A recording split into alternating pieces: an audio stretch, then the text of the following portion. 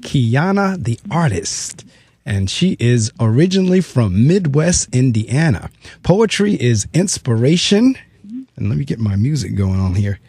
Poetry is inspiration when she expresses it through words and dancing. It's amazing when she's performing to the world what it means to them.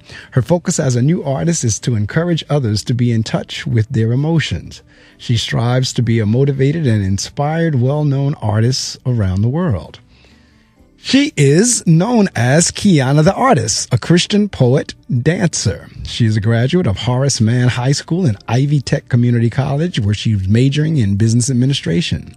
She's a current member of Dress for Success, and she's determined to reach her dreams. Kiana says, God gave glory over my life, and I'm a walking testimony. She started writing poetry in high school and started performing in 2010. She performed poetry, mimed at many conferences, churches, open mic, and much more. Kiana the Artist has performed in several cities and states such as Louisville, Kentucky, Chicago, Illinois, Richmond, Indiana, Indianapolis, Indiana, our wonderful state of New Jersey, and right now where she's calling from in Atlanta, Georgia. Kiana the Artist appears on many radio stations, such as the one she's on right now, 88.7 FM, with me on the Reading Circle, the Kitchen Table Radio in Atlanta, live radio station SWIPH FM 101.5, radio station live from the Beat Lab with Alan Poe and Lady V, the Poet Production, and Good Deeds radio and TV shows, and many more to come. Like I said, including this one right here, The Reading Circle with Mark Medley on WP 88.7 FM and GoBrave.org. Let us welcome to the Reading Circle microphones, Kiana the Artist. Kiana, good morning. Good morning. How are you doing? I am doing well. How are you? I'm doing great. Hello, everyone. All right. Well, we just read your bio, and, I was telling the listening audience in the other hour, in the 6 o'clock hour, and reading your bio, I know you can't be but so old. I said, this is a young lady, probably in her early 20s, or if not a teenager. And so am I correct in that? Little bit, yeah and no. I'm in my 30s. Really? Okay. All right, so yeah. I looked at the photo and everything. I said, she looked like she's like around my daughter's age, like around, 28, 29, somewhere around there. I figured you was somewhere around there based on the timing. So I tell you what, where did this whole, where did the concept, or what's going on here? How did you come about the interest, wanting to do this? Because I see here in 2010 where you started performing, when you're writing poetry. What kind of led you into writing poetry? I started writing poetry back when I was 15 years old. I dated a guy that was a little domestic violence. It was like verbal with the words. And then I started mostly writing through my mom. She was in domestic violence as well. And the guy she dated was on drugs. He was a drug dealer, in and out of jail, and I was placed in foster care. So that's how I really started writing deep onto that. That was like my escape. And I didn't really know that was really a blessing to write like that. So I ended up writing actually 2 books, which is out on Amazon Kindle. And when I began to write, I wrote so much that it developed into a book. So I asked myself, wow, what is this? I was just writing. And then I lost my job in 2010, and I was on unemployment. I said, okay, something different happening. Do I supposed to tap into something different, or what I supposed to be doing? So I ended up going to open mics in Indianapolis, Indiana. And from there, I grew. And then I ended up coming to Atlanta, Georgia back in 2014. And from there, it has been going. So I'm truly blessed to to be where I'm at today. And it's kind of sad when you look at things and say, wow, that bad situation happened, but I knew something that God had a different purpose for me. So I really, thank God that it changed me and saw that, okay, that happened to me when I was a little kid. So now I'm going to change it for the world and help others. Now, you mentioned domestic violence or domestic abuse, and it's really interesting that you would mention that, because just last week, whenever I ended the show, I was talking about that because I just finished reading a book called A Chick in the Cockpit, because I love aviation and airplanes. So when I bought the book, and there are parts in the book where she does talk about, matter of fact, in the beginning of the book, the author gets into her love for flying, how she became a pilot and so forth and so on. But in the middle of the book, it shifts. She gets into when she met this young man, so forth and so on. And I was sitting there wondering, and a matter of fact, I'm trying to get her on the show at some point as well. I was wondering as I was reading the book, why is she spending so much time on this relationship piece? And this is supposed to be a book about flight and airplanes. But by the end of the book, it really wound up being a story about domestic abuse and domestic violence.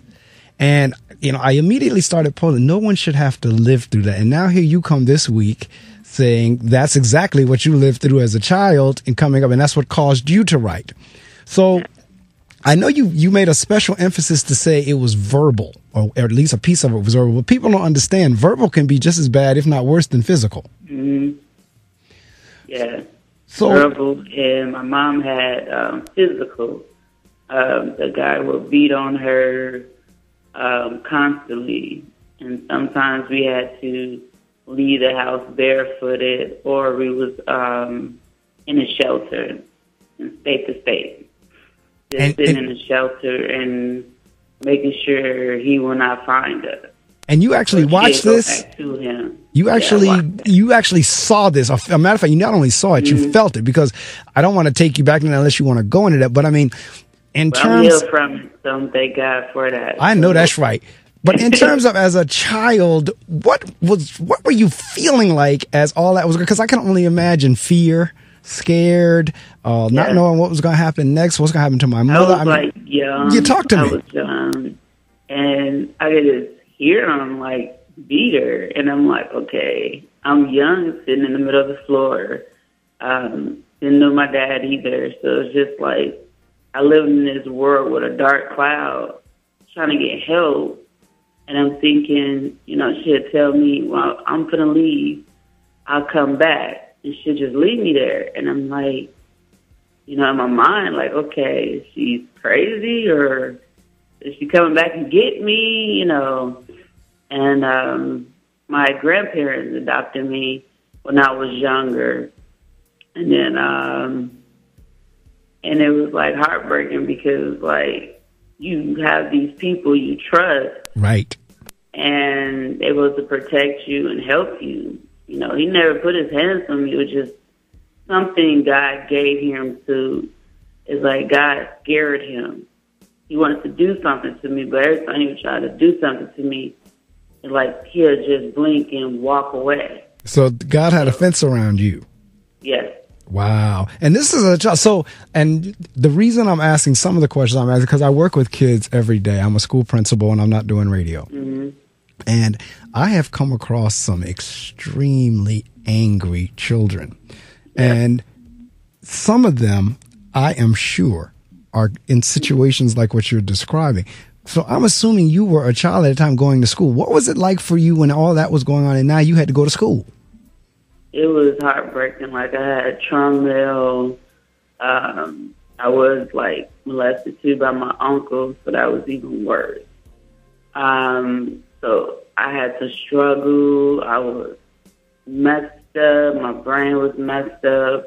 It was just I wasn't functioning right in school. And then I went to school, after school, different schools. It was, I'm like, okay, can I function right? What's wrong with me? I couldn't speak. I used to stutter a lot.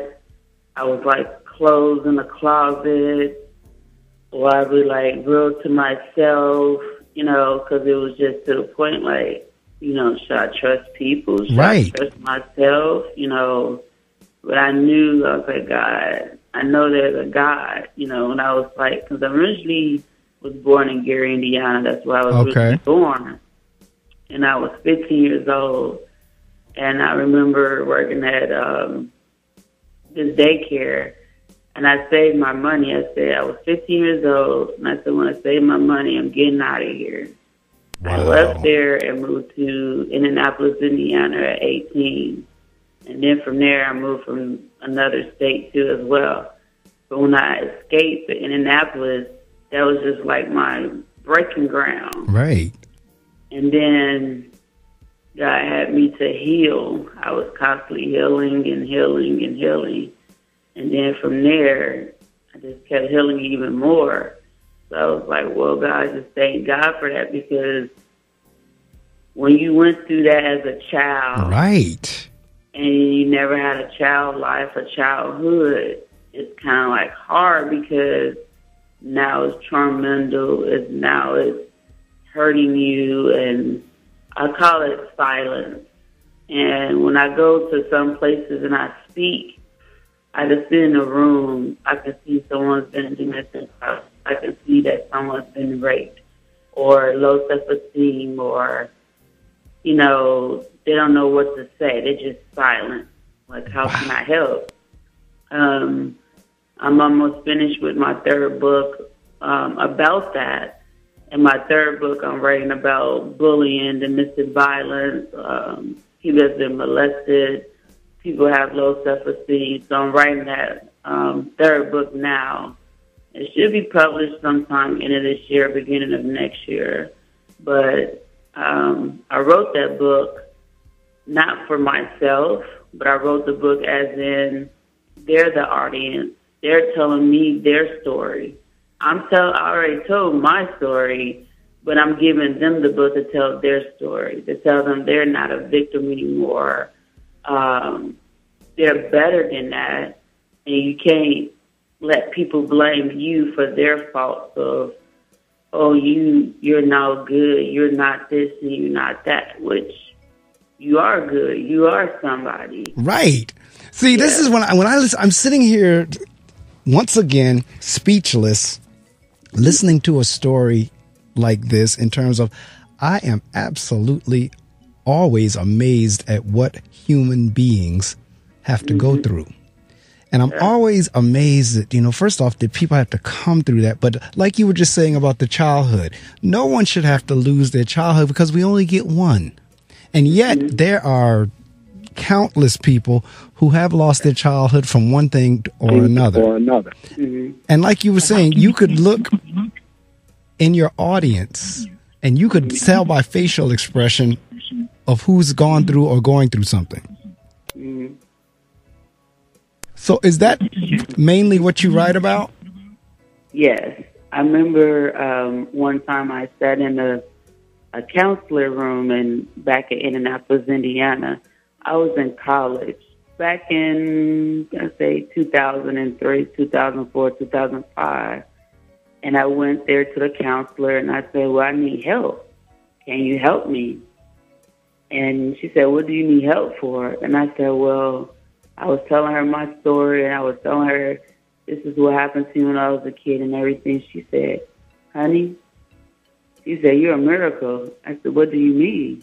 I'm broken. I'm this and I'm that. She said, you're not broken. She said, you healed. And I didn't know I was healed back in 2003, 2004, 2005. And that was truly a blessing, because I think I was broken. I think when I moved to Indianapolis that year, when I was 19 and 20 and 21, God was healing me. He was breaking me. He was, cleaning me up and showing me it was more to that. And that was really a blessing, because that's when I really found God at 19 and 20. And I cried out and said, something, you got to help me. Right. Not happening, a young girl that had to go through so much as a young girl, stuff was stolen from her, you would think, well, you've been stolen from things. When you were saying about the scripture, urge on the scripture, you were saying about a king. Right. And then when you look at a kid or someone that's been honest, it's just like everything's been taken from them at a young age. Right. And you have to grow into your adult life now. Yeah, it's now. So whenever, because there's the writing of the poetry and there's spoken word. So when you get to the open mic, are you like very expressive, or can people feel your pain through the open mic, or feel your joy, or whatever emotion you're feeling? Mm-hmm. So they make that connection, because writing is a wonderful way of releasing. And it sounds like that's what you that's how you got started, and it was using that, like you said, as an escape. My poetry, yeah. So have you ever had... I go deep too. I go really deep and express myself. I use open mic as my practice tool. And it's, hey, I'm here, And then I go do real shows, like radio shows, conference and stuff like that. When I go to the open mics, it's saying, hey, you're speaking to people who's not in the bigger places. You in the little places where people really need your help. Right. I could be in a room sometimes and I can hear people laughing or giggling. Then I can hear some people saying, hey, I like your poem. That helped me, Because I always tell myself, you can go to a place, it'd be 1,000 people. When you split the room up in that 1,000 people, some might get it, but some will get it. And then some who really needs it was there for that reason. So I always keep that in the back of my mind. So it was 1,000 people, but 4 people got healed. There's a reason for that, because they was there at the right time and they needed it. That's absolutely. As a matter of fact, you answered one of the questions I was going to ask you was, did you ever have anybody come up to you either after reading your book or being in your performance and say, oh my God, that was me? Yes. Like, how did you know? I had a lot of people do that plenty of times.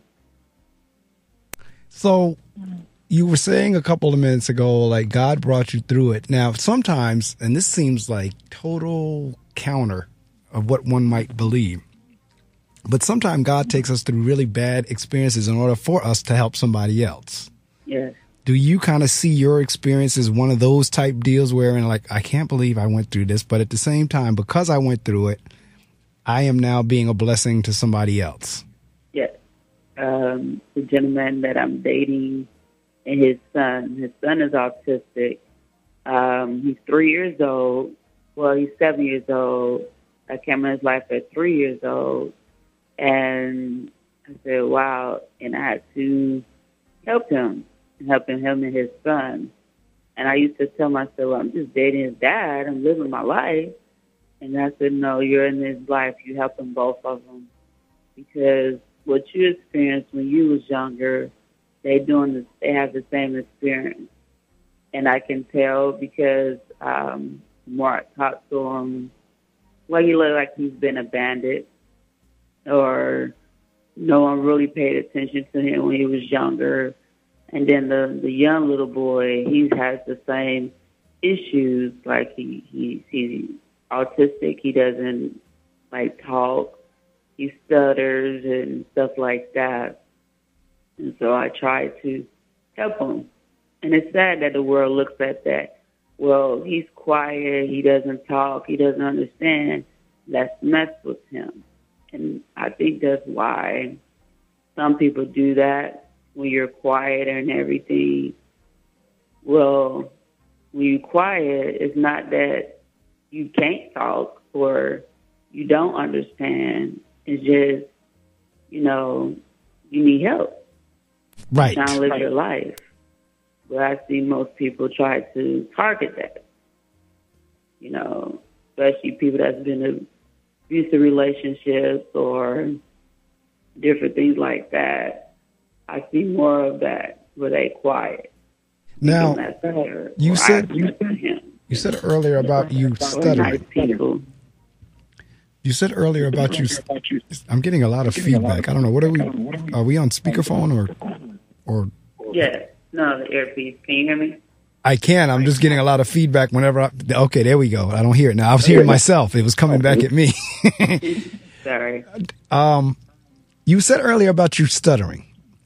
Is that something you were born with, or did that come as a result of the abuse, or where did that come about? I'm asking this because at one point my mother stuttered, and I'm just trying to get a feel for, did that come about because you were born with that, or is that something that came about as a part of being nervous or from the abuse or what have you? Because you're saying you're doing spoken word. Most of it was from a trauma and abuse, because it was like, okay, well, my mom, when she had me, it was like I could say when I was younger, no one really paid attention to me. Okay. So that's what was another thing, too.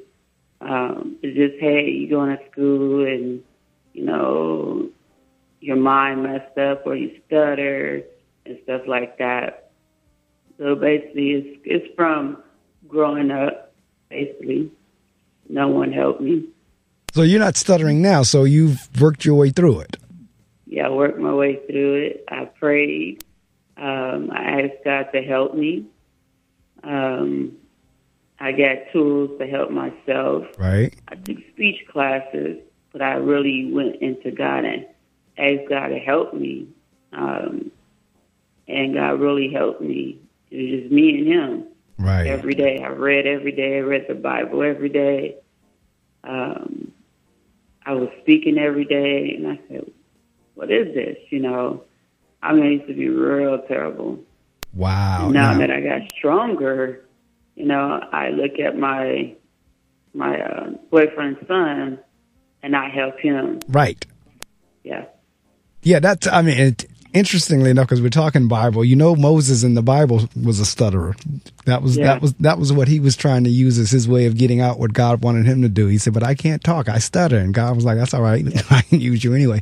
But that is something, because as I tell you with my mom, in her situation, during the time she was growing up, people thought being left-handed was demonic. And because her parents, she was naturally born left-handed, but because her father, I believe, thought that was demonic, he tied her left hand behind her back and forced her to use her right hand.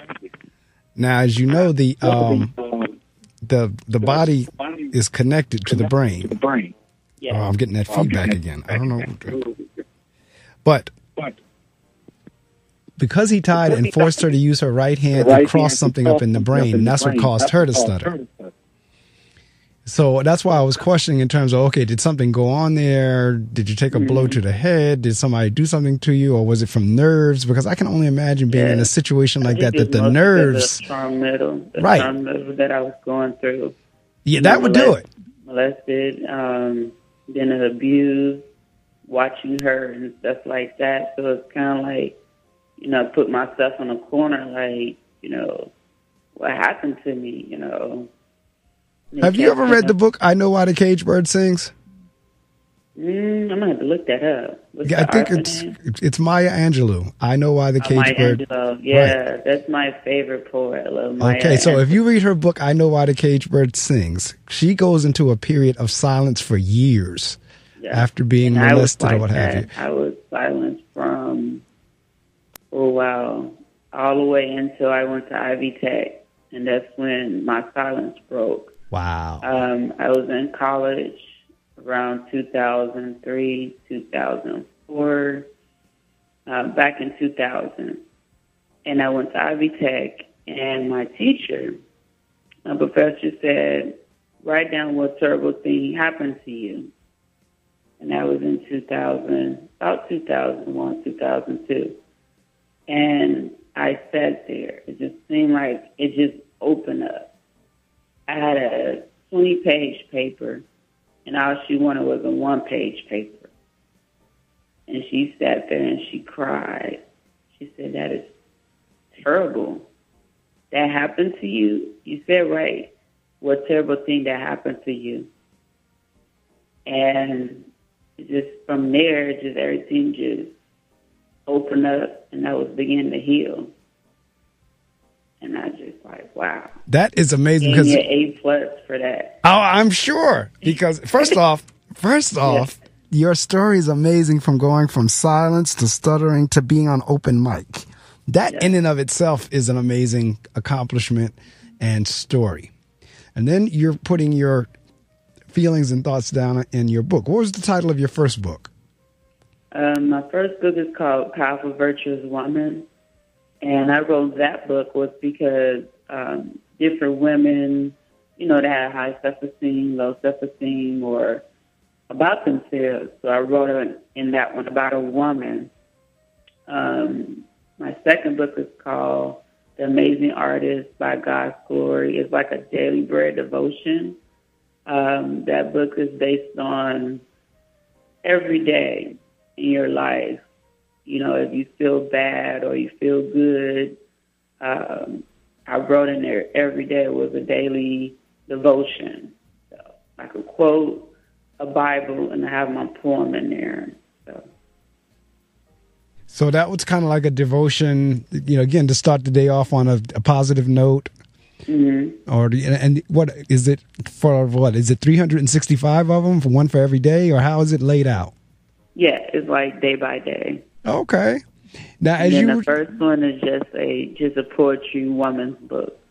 So, yeah. And my third book that I'm writing, can't say the title, but it's about saying "Kiss Be Told," like Maya Angelou, "The Broken of the Silence," of bullying, domestic violence, rape, different things like that. And that book is telling you, here goes a little person or a young person sitting in a corner and their life is taken away from them.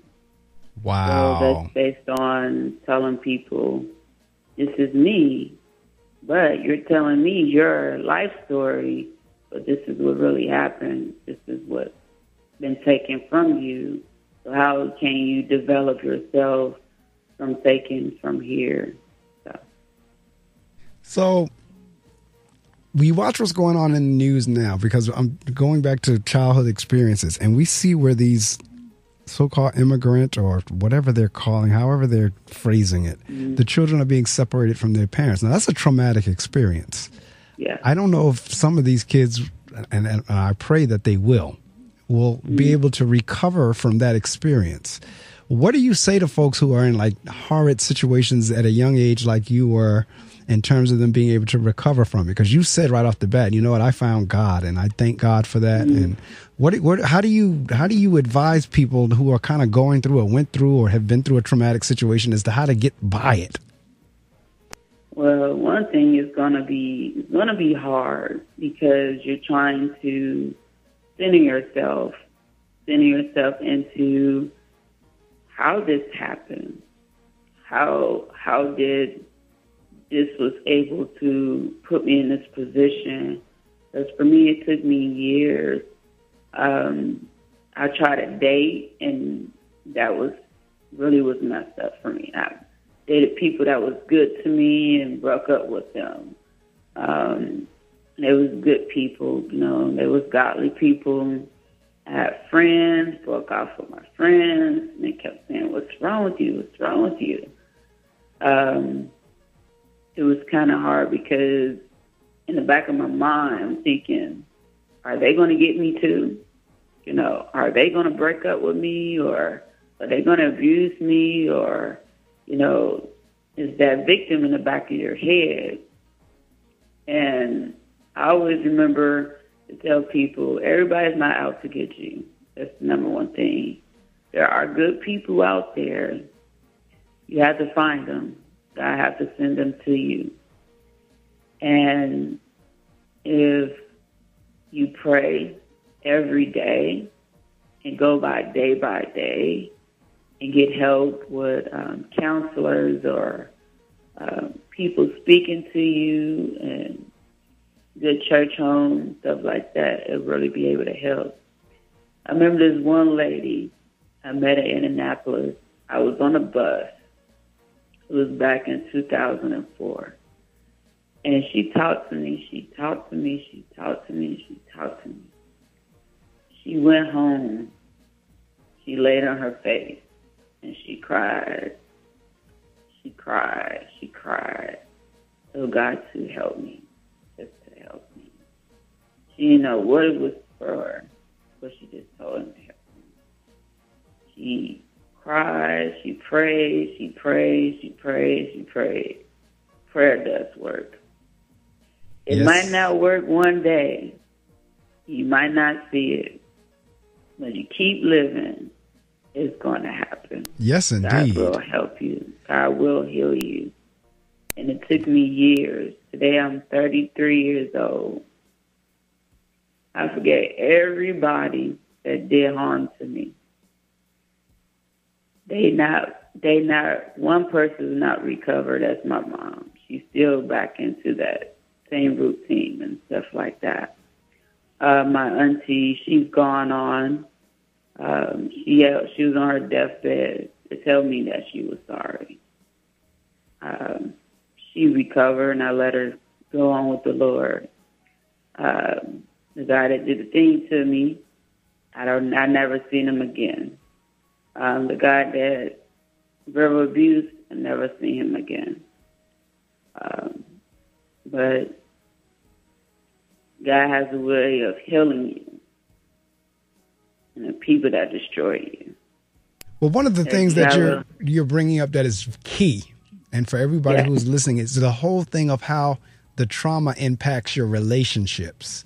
Yes. Because sometimes someone who hasn't gone through an experience like yours, if they get into a relationship with you, they have no clue of why you may be acting the way you're acting, thinking the way you're thinking, doing the things that you may be doing. And a lot of times you're right, that will rip a relationship apart because the other person they don't know what's going on. So, and whenever you have situations like that, the other person, they're kind of operating in the blind. And then, like you said, wow, I don't know whatever we're on is really giving me a lot of bad feedback. I'm hearing myself is bouncing back into my headphones. All right, can you hear me? I can hear you. I keep hearing myself. That's the problem. I keep hearing myself too. It keeps bouncing back. It's like an echo for me. But what's going on is the other person doesn't know what's going on, and they become frustrated, and before you know it, the relationship ends. And now for the person who is the victim, it just keeps on like going full circle for them. Like now they feel like, I don't think I'll ever be with anybody. See, I am the bad person. See, nobody wants to be with me. All those kind of crazy thoughts go through their head, not realizing that the other person just really didn't know what was going on and just couldn't deal. So people don't realize that when children go through traumatic events, it impacts their adult relationships. Yes, it does. Even at work too. I remember I was at a job and I couldn't even function right. Wow. I just screamed one time. And they tried to say, what's wrong with her? What's wrong with her? And I had to quit because it was something wrong, you know. But from there, I grew. I had self-help books. I helped myself. I pray each and every day. So it was constantly, every single day. And now when I go to places or I meet people, I'm okay. But then it's like God will bring me the people, either when I was a kid or my adult life. And I said, Lord, you bringing me back to what happened to me. You know, why is that? And now that I'm getting older and I'm being the author and stuff, he's showing me I'm not there for myself. I'm there for them. Right. Because they need the help now. I already been healed. I already went through the trauma what they went through. Right. And it's sad because, you have families that take their kids through it. Or then parents take them through it and they think it's normal. They think it's well, my mom did it, so I'm going to do it to my kids. Right. I'm going to do it to my kids and everything. And I'm thinking to myself, like, how did you get in this spot? And they think, well, this is normal. Right. It's not normal.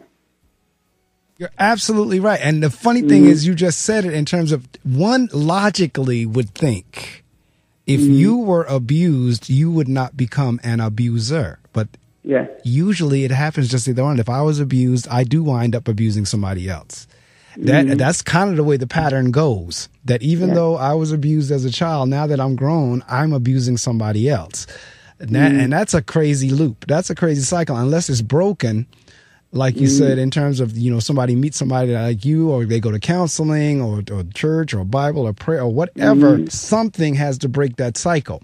So do you have your book or a copy of it somewhere near you? My book? Yeah, your books. Yeah, I have in front of me. I have a book in front of me. Okay, because what I want you to do is find something, whichever your favorite one, or one that you think would be appropriate to read on the air, or what. Find something in the next couple of minutes that you want to read, or either give me something that you did on spoken mic, on open mic. I want you to do it on the air, because what I like for listening audience is to actually have the author read their own words, so they hear it straight from the horse's mouth. You can put the emotion in it, you can put the tone in it, you can put the inflections, you know where you broke whenever you were writing it. Because in other words, if I read it, it may not come across the way that you wrote it. But you as the author, if you read it, it'll come across exactly as you felt it when you were writing it. So find something, in the next couple of minutes or so that you want to read on the air. And it could be more than one piece. If it's a couple of short pieces or what have you, that's fine, or a long piece or whatever. But I just want the audience to hear, because ultimately, before it's all over, we want the audience to order your book. And when we get closer to the end of the interview, I'll give you an opportunity to promote, and you'll be able to share anything with the exception of the dollar amount. But anything else, you'll be able to promote. But I'm just sitting here. I put on my Facebook, like, this interview is riveting, and it's doing Thank you. It's doing a whole lot of things. I just bless God for it, because when people say you're nothing, but God say you are something. Yes. And when the world sees that you're something, they want to fight against it, because they know you're going to be great. Right. And I want to say one thing. Before I even met the little boy, my boyfriend's son, the lady sat there and she said, "You got a calling on your life." She said, "I have to leave."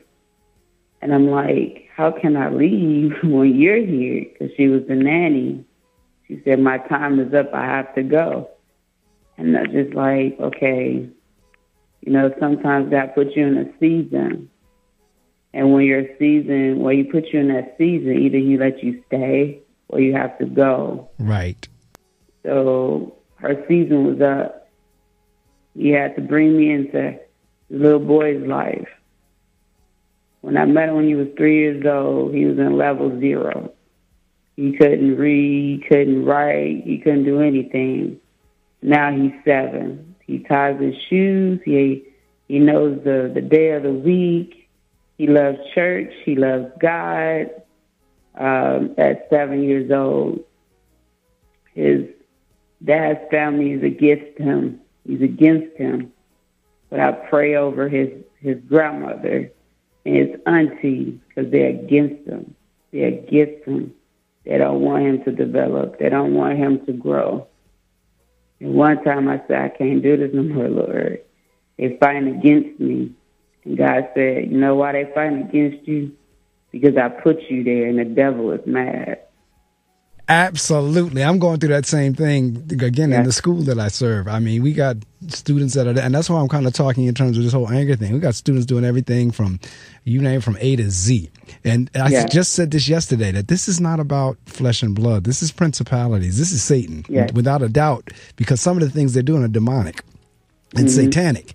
And you're absolutely right. Exactly what you just said is exactly years ago. I heard kind of like that same message. I sent you there to be a light. And that's what is kind of like what God is telling you. No. They're the same thing that I read in that story before I introduced you on the air with the people with the king. Like, no, this is not about you, Samuel. This is about me. And that's what God is saying. So, Kiana, this is not about you. This is about God. And so, unfortunately, we do have to hang in there, and we know God will help us. Yeah. But yeah, you're right. This is not about that little boy. It's not about you. This is about what God is trying to do. And you're right. Satan's hot. Satan's angry. So yeah, be encouraged. I know it's difficult because it's encouraging me, but I know it's difficult. But so did you find a piece? Yeah. Okay. When you was talking about earlier about the president and stuff like that, I was gonna read my quote out of my second book, The Amazing Artist in God's Glory. The Attitude of Character. That's the name of the book. And I was going to read out my poem, Everybody Has a Voice to Be Heard. That's my quote. The quote is, voices heard every day. Quote, Genesis 3:10. And he said, I heard the voice in the garden, and I was afraid because I was naked and I hid myself. Genesis 27:8. Now, therefore, my son, obey my voice according to what which is I command thee. Quote, Genesis 27:13.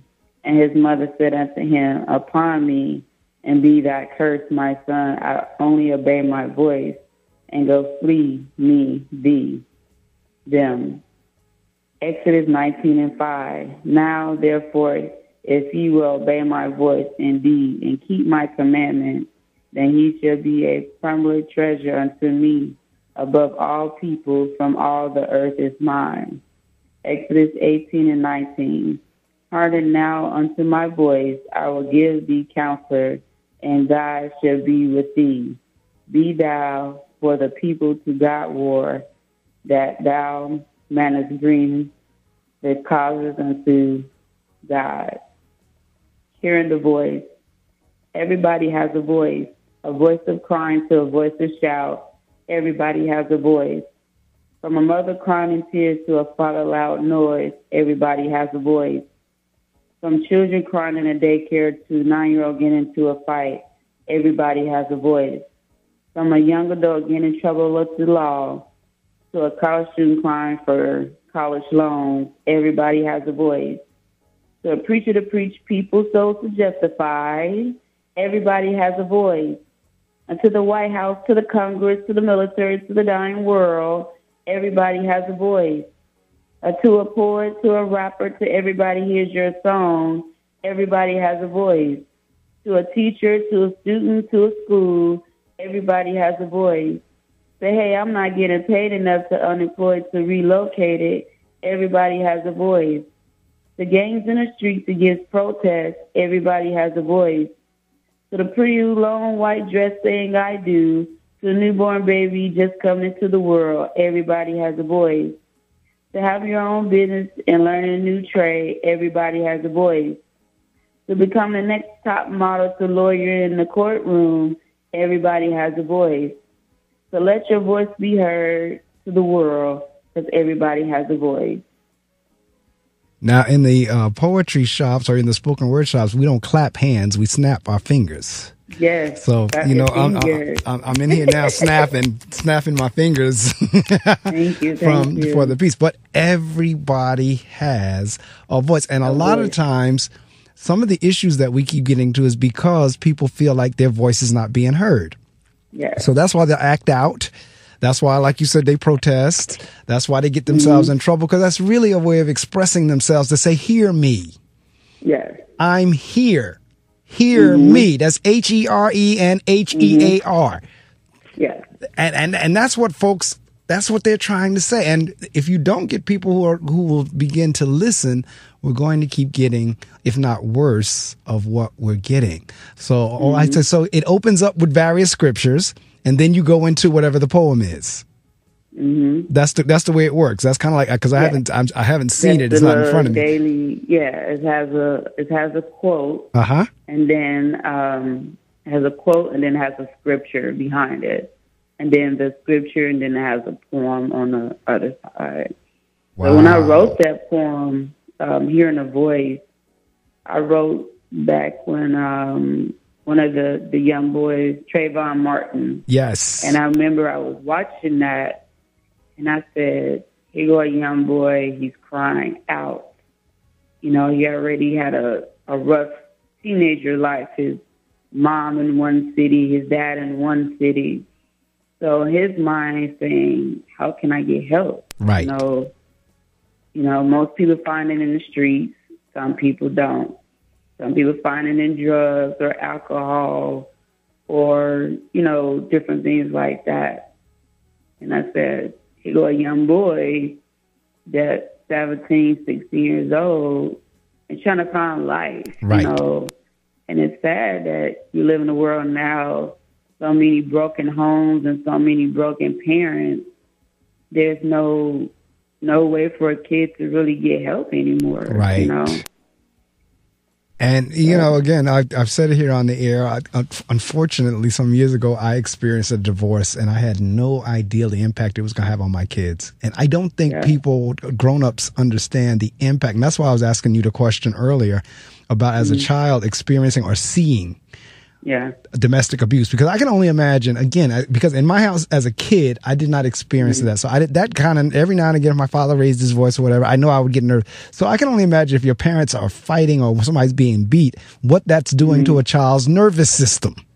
Yeah. And back to my question about the stuttering and everything, because that's got to be nerve-wracking as a small child. To watch the adults in your life who you trust and who you believe in acting in the manner that they're acting. But as adults, we really don't understand, I don't believe, the impact that our actions have on our kids. And it is something. And then, like I said, I serve a community where there's so many issues going on that I have a whole school full of kids who are going through that, and they're all together, and they all start acting out together. Back to that voice you were just talking about. We want to be heard, hear us. We don't want to be yelled at. We don't want to be constantly told we're nothing. We just want you to listen to us. And it was kind of funny when you said that, the schools and everything. I've been like really, I said, me and this lady was talking. I said, I have another dream, you know, friend, that someone will come into the schools once a month, just break the kids up. Girls go on one side, boys go on the other side. Someone coming in and talking to them. How do you feel today? What's your prayer pressure? Right. How do you feel today? Are you broken at home, or are you getting the help you need? You know, someone needs to really, you know, do that one day, you know, go and talk to the young people once a month. Right. You know? It actually can be more than that. Now, oddly enough, I'm reading a book right now. It's called Student Voice. And that's the title of the book. And that's what it's about, is giving students an opportunity. I mean, it's a different way of teaching. In other words, the old way that we went to school, and you're a few years younger than me, but the old way of how we went to school, we really kind of have to take a relook at that for 2018 and as we go forward, because we're still trying to do things back in the way it was done in the 18 and early 1900s. And we're in 2018, and it's just not jiving. It's not syncing up. It's not connecting with today's kid. And especially once you start describing a kid who's going through some things like you were talking about, because I could be wrong, but I don't think after you're feeling or seeing your mother getting beat, I don't think when you went to school, you were worrying about 2 + 2 = 4. No, I was thinking about trying to escape. Right. You know, and it was funny. I had a little dog. Her name was Lady. And I guess, you know, they always say, you have imagination friend or stuff like that. So I had a dog.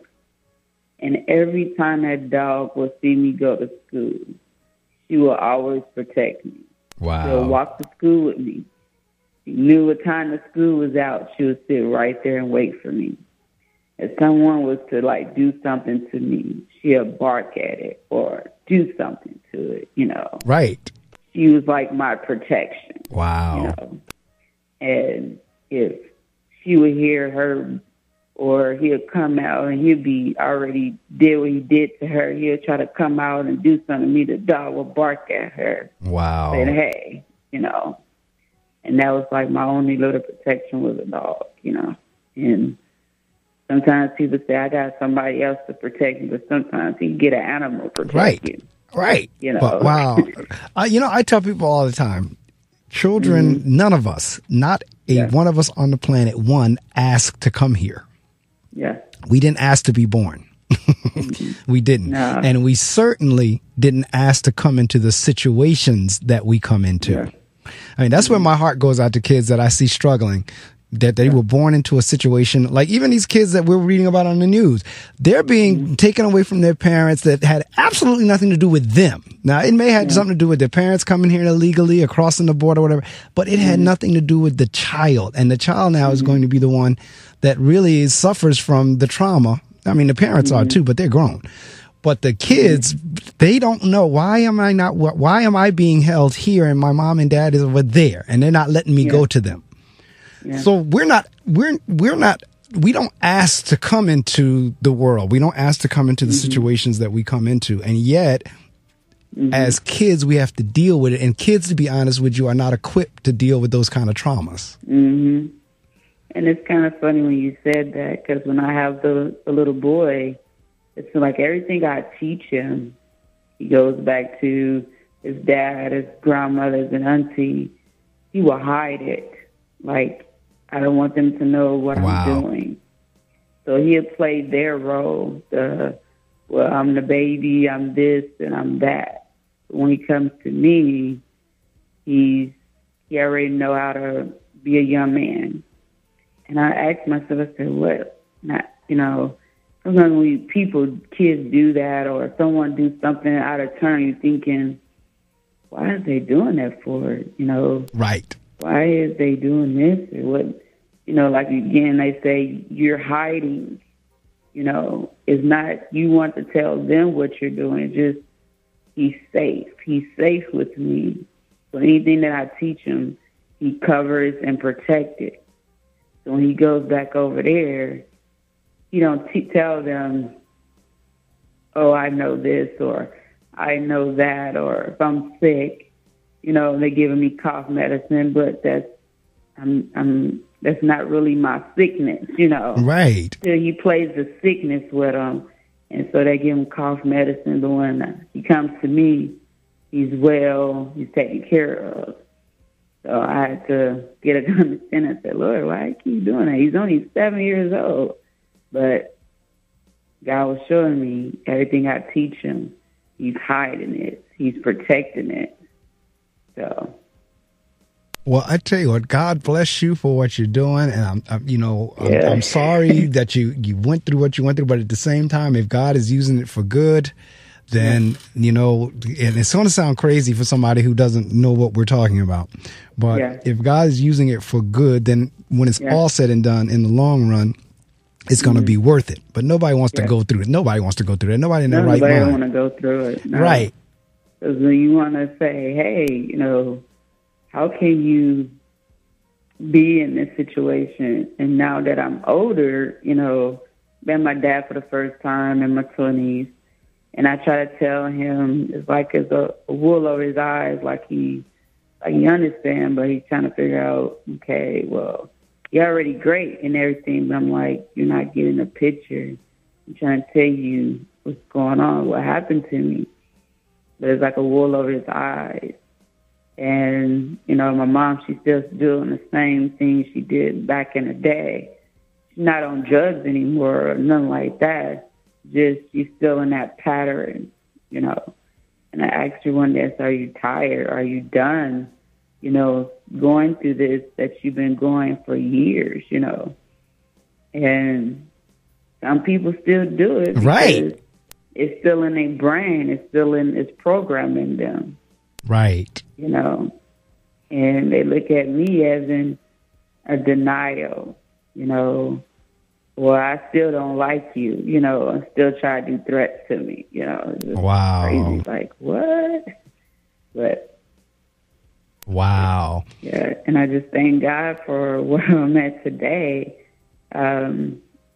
Before I moved to Georgia, I sat in my living room and I just sat there and I said, Lord, what is it? He said, it's time for you to move. And I'm like, move where? I just moved to this new place, because I was living in Ohio and I moved back to Indianapolis. And I said, well, okay, I moved back and everything. He said, no, you're finna move. And I'm like, what?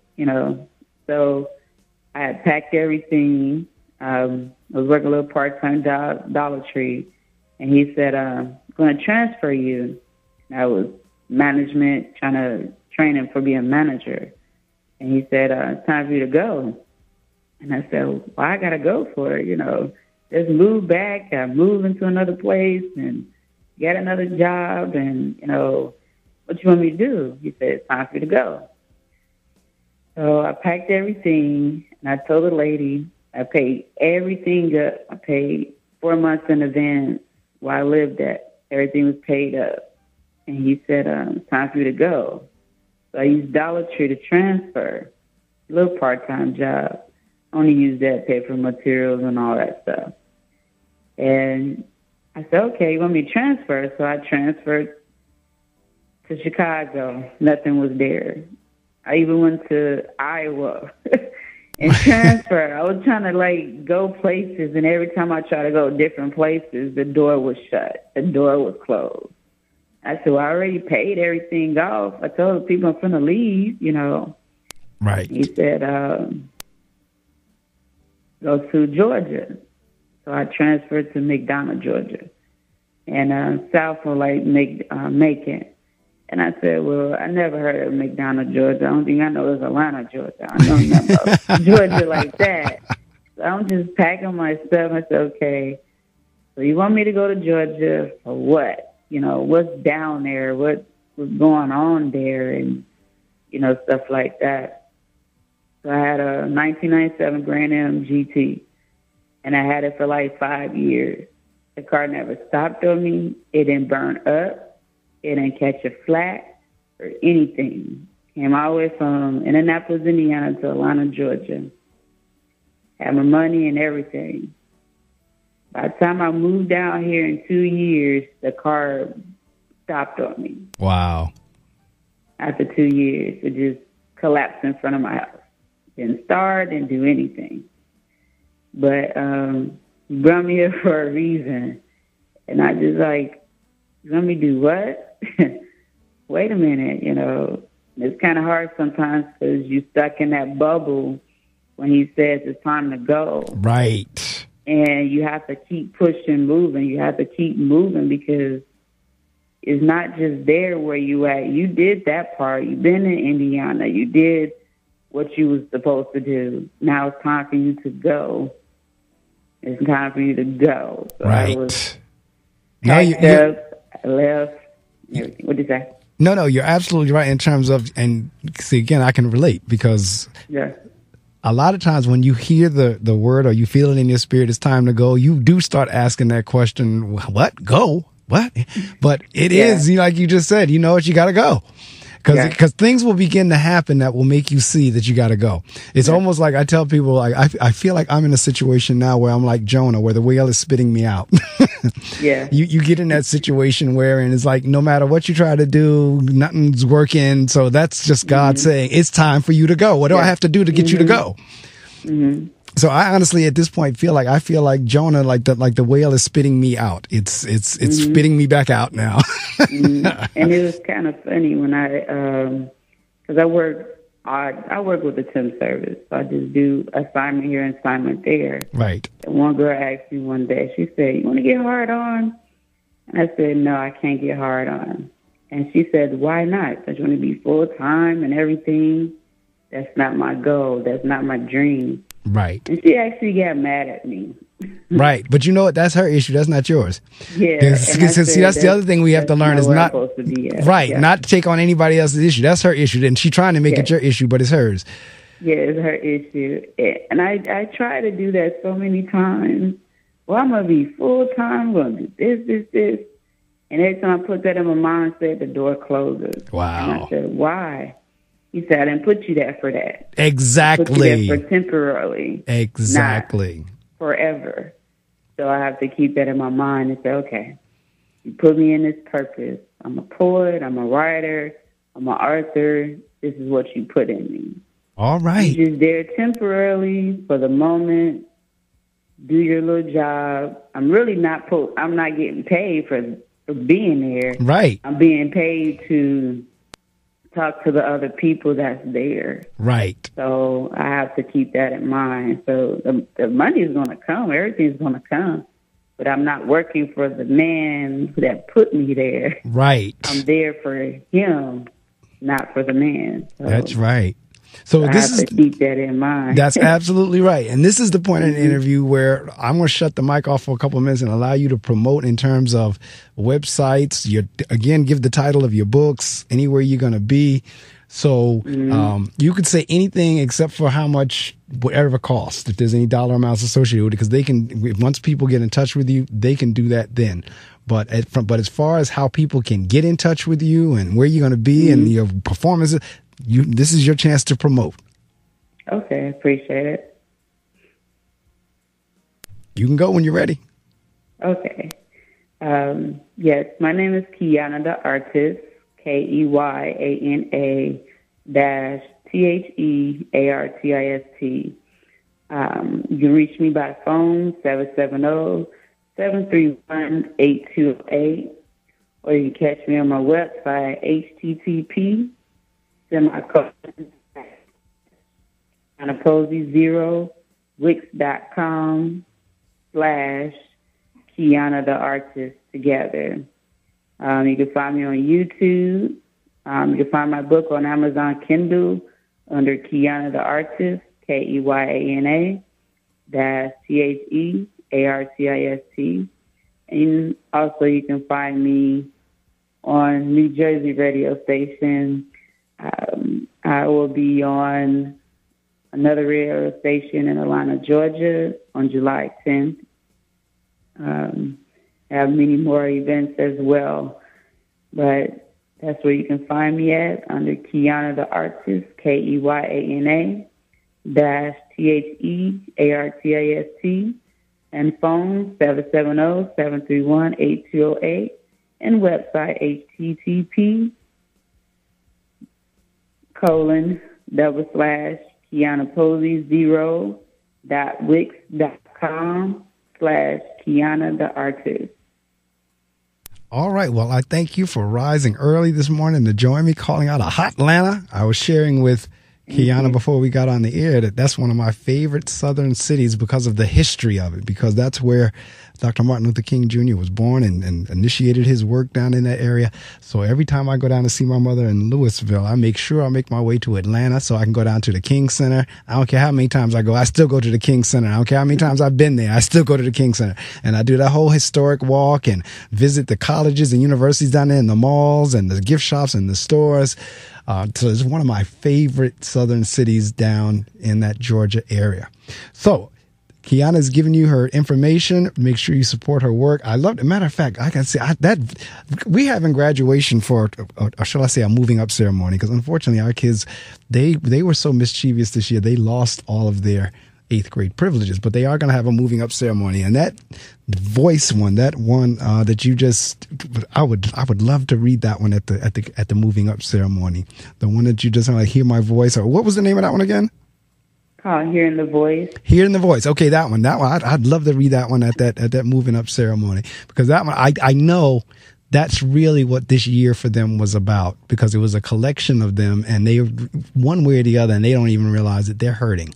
And they're trying to get people to hear them, and their destructive and behavior was their way of saying, hear me. And I don't think we did a really good job of listening to them this year, and it caused a whole bunch of issues. That's why that piece you read, it hit me. It struck me as you read it. So I applaud you for that. But again, folks, you've been listening to Keyana the Artist.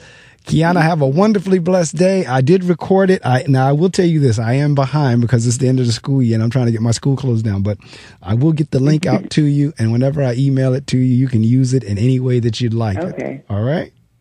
All right. Appreciate it. All right. Thank you guys for having me today. All right. All the way from Atlanta, Georgia. And I appreciate it. It's been a blessing. All right. Well, you have a wonderfully blessed day, week, and life. All right? All right. Thank you. All right. Take care now. Thank you. Bye-bye.